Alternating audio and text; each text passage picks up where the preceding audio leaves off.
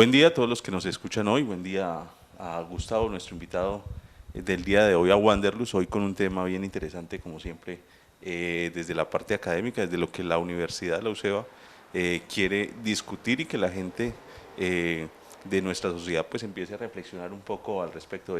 Gustavo, buen día. Omar, buenos días, muchas gracias por la invitación.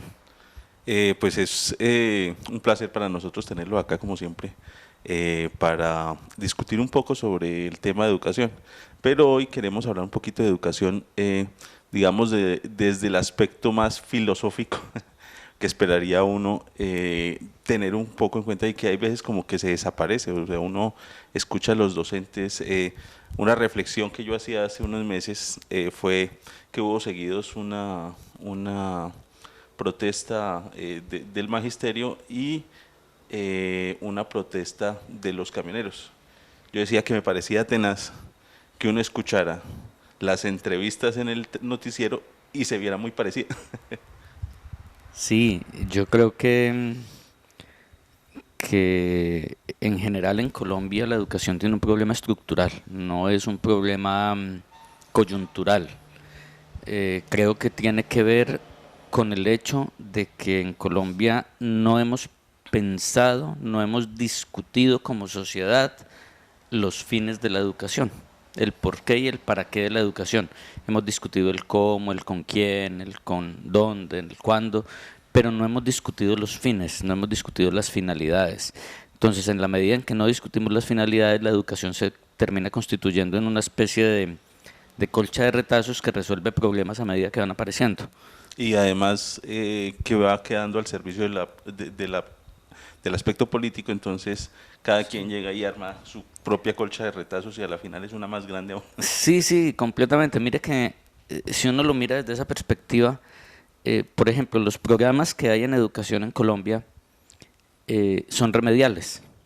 Es decir, uno piensa que, por ejemplo, programas como Serpilo Paga fue un programa remedial que buscó darle oportunidades a la gente pobre de que accediera a universidades y a programas de alta calidad. eh, la inversión representó un porcentaje altísimo de la inversión total de la educación en Colombia y solamente atendía al 2% de la población pobre a la que se podía tener acceso con eso. El Programa Nacional de Bilingüismo. Entonces, parece que ese no tenía nada que ver con el otro y lo acomodan para resolver una idea que es muy positiva, que es que todos los colombianos hablen inglés. Pero como no hemos discutido los fines, como no hemos discutido nada de eso, entonces no nos dimos cuenta, por ejemplo, que necesitábamos primero tener docentes que hablaran inglés. Tenemos un alto porcentaje de docentes de inglés que no hablan inglés. Entonces el programa muy bonito, las cartillas, la propuesta, pero que no tiene cómo consolidarse en la práctica. Eh, el programa Todos Aprender, que es formar a unos docentes para que vayan y formen a otros docentes. Pero sigue siendo un programa muy aislado en el sentido de qué necesitan los otros docentes para su formación.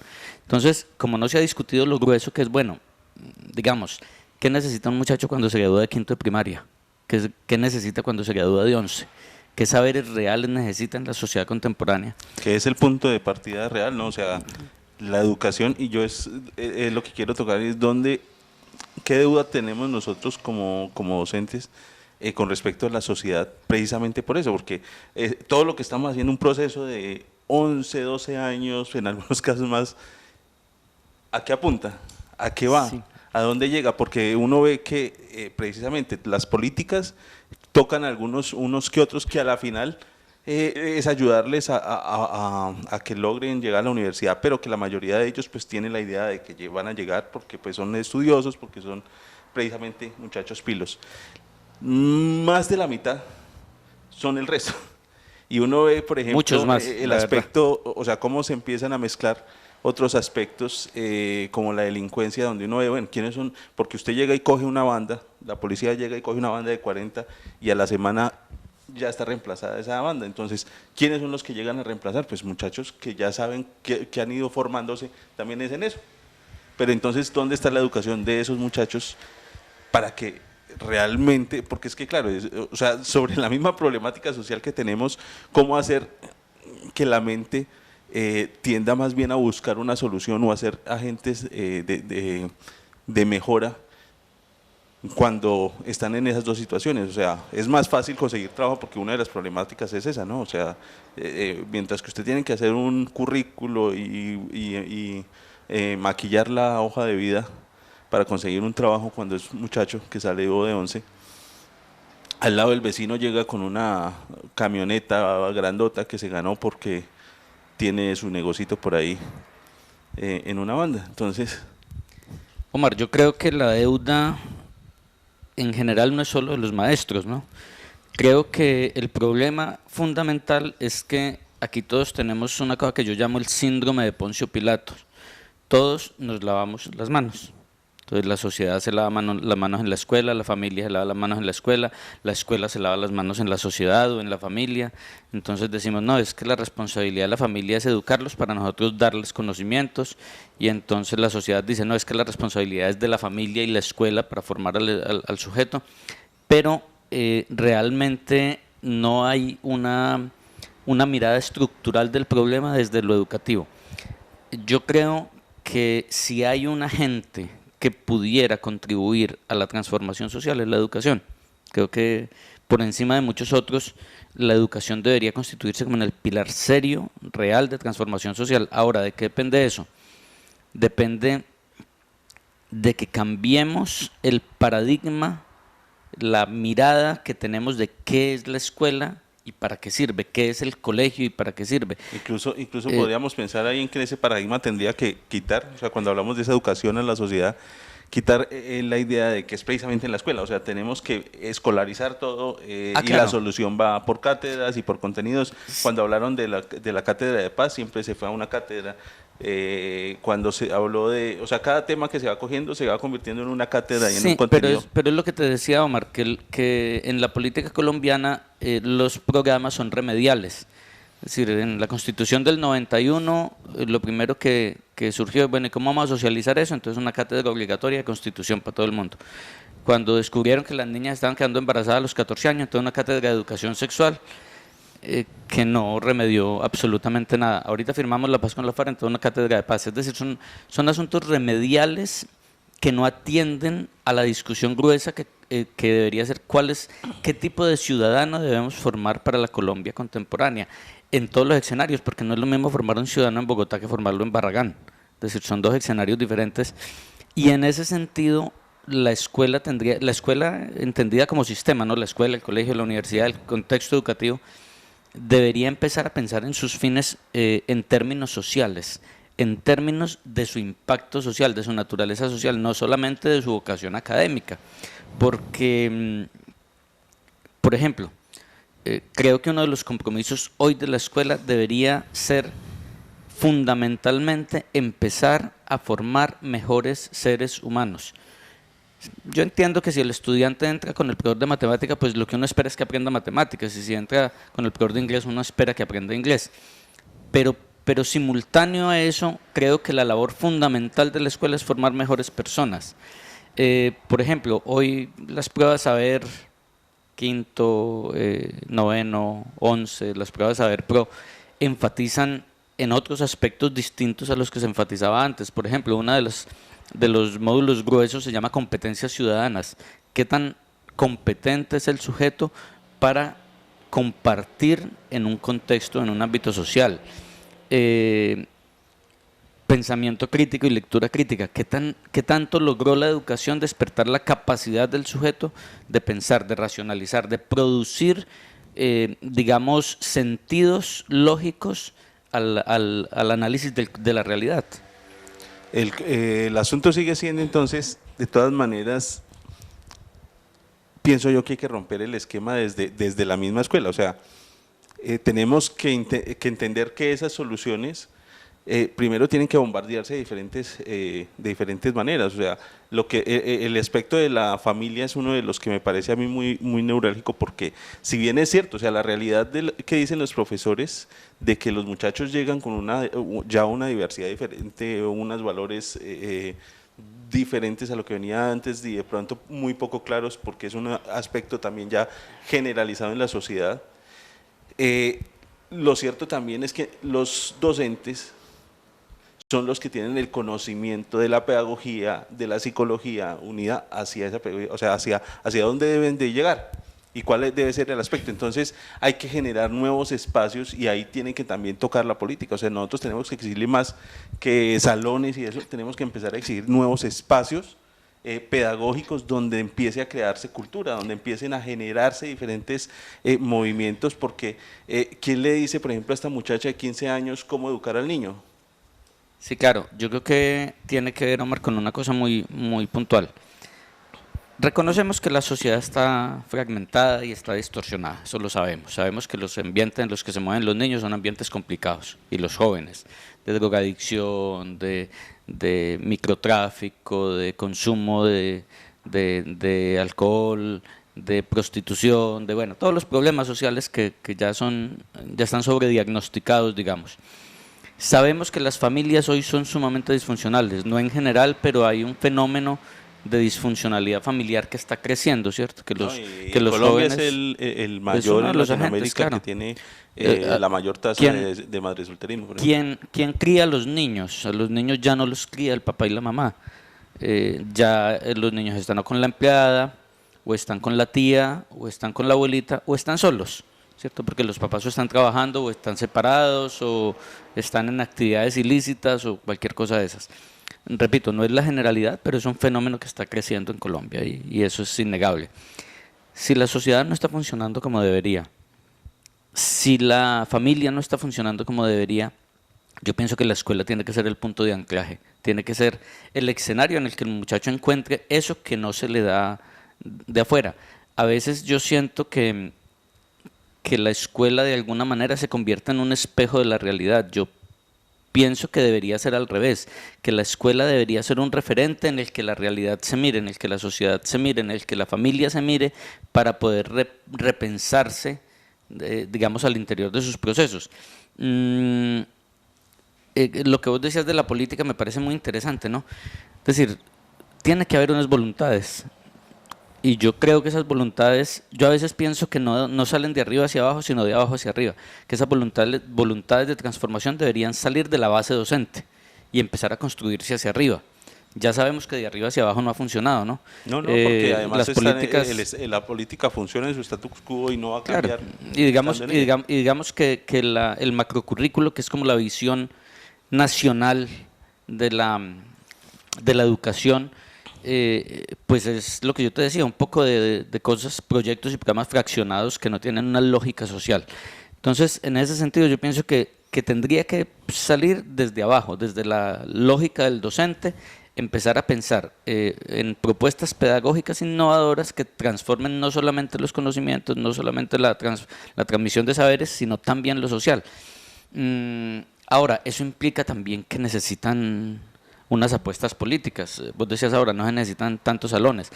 A mí por ejemplo, en Tuluá se ha venido trabajando en ese proyecto de escuelas para la paz.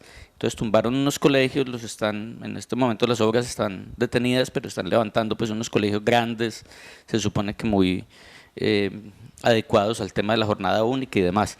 El asunto es que, por ejemplo, en Tuluá la población académica, en vez de crecer, ha decrecido. Cada vez hay menos estudiantes. Entonces, una inversión, no sé, de 50.000 o 60.000 millones de pesos en aulas, que no es malo, yo no digo que es malo, hay escuelas muy viejitas que hay que recuperarlas, etcétera, etcétera.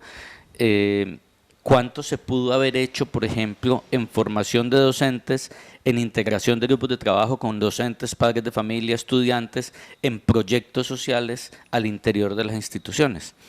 Y es que además las inversiones sociales son un poco más, piensa uno que es un poco más sencilla que todas esas estructuras, pero más complejas. Entonces uno ve los problemas que hay en el colegio, que hay veces uno no comprende cómo logran dictar clases cuando hay tantos fenómenos por trabajar en el colegio. Por ejemplo, entre 40 o 50 estudiantes, además de que unos cuantos son los que escuchan la clase o entienden el tema, ¿Cuántos procesos hay en esa interacción de ellos? ¿Cuántos hay para aprender a relacionarse? ¿Cuántos dilemas o conflictos hay entre ellos para tener que trabajar? Y esos empiezan a ser un concepto que a mí me parece que tenemos que también rescatar, y son laboratorios sociales. A mí me parece que tenemos que generar espacios donde nos equivoquemos, donde probemos cosas, pero que empiecen a salir cosas diferentes también. Sí, el tema, por ejemplo, de los grupos tan excesivamente numerosos fue consecuencia de una política de Estado de hace, no sé, 16, 15 años tal vez, de una campaña de presidencia en el que hablaban en la educación del concepto de cobertura con calidad. En ese momento uno de los problemas, digamos, era el tema de cobertura. Un porcentaje muy alto de la población se quedaba sin escolarización.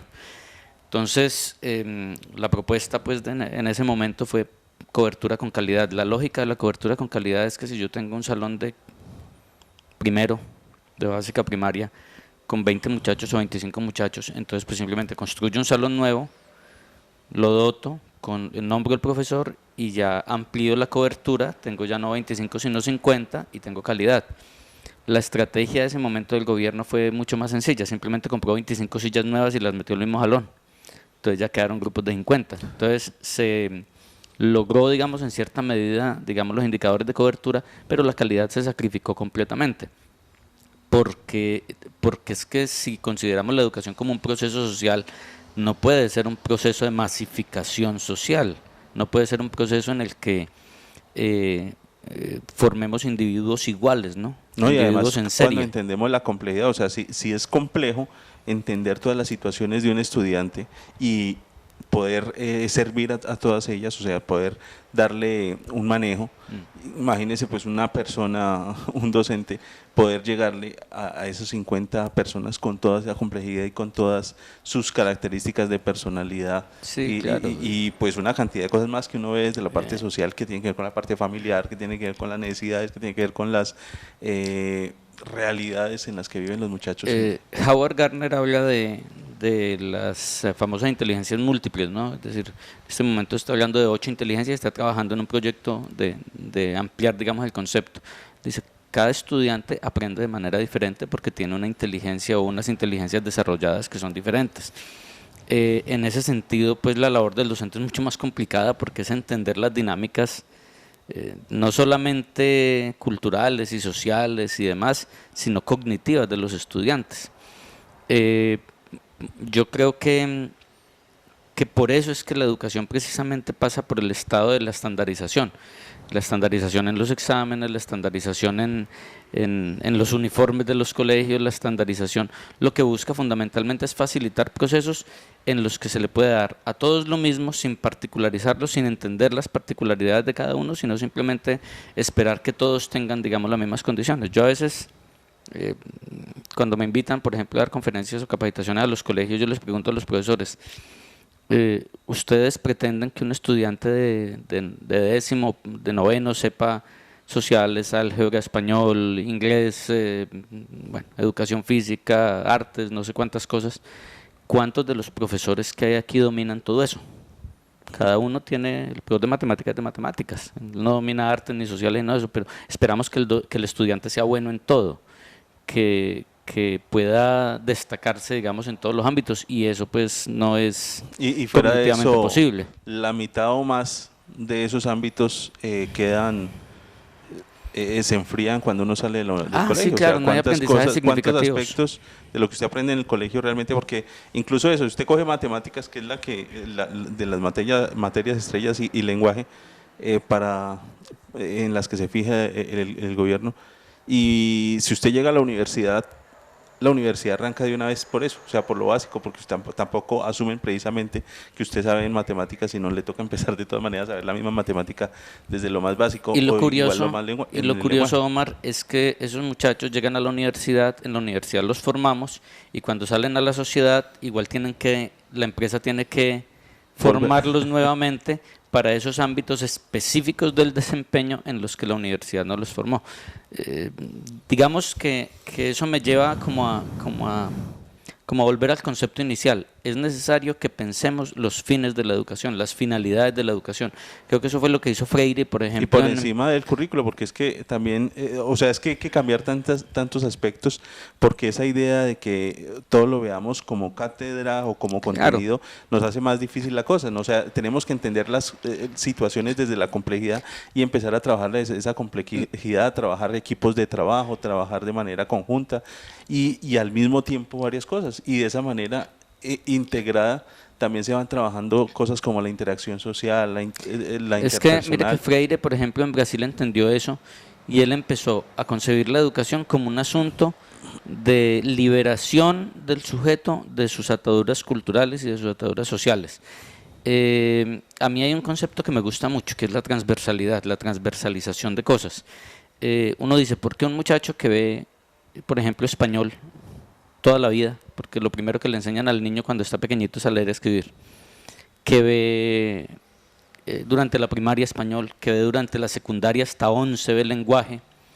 ¿Cómo sale de bachillerato con mala ortografía, sin saber leer, sin saber escribir, sin unos fundamentos básicos?